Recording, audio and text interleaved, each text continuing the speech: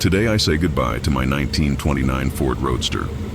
This was a real steel Ford body, not a reproduction, and it has been a wonderful part of my life for many years.